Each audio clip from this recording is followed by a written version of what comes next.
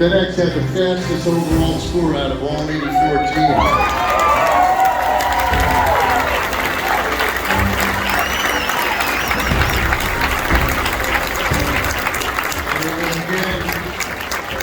The owners of the Bill O'Brien Award for Excellence in Aircraft Maintenance, sponsored by FedEx.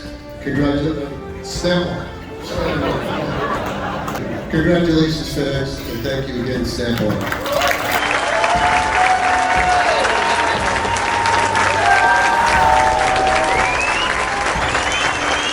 We certainly worked for it. That was the goal, and we believed that we could make this happen.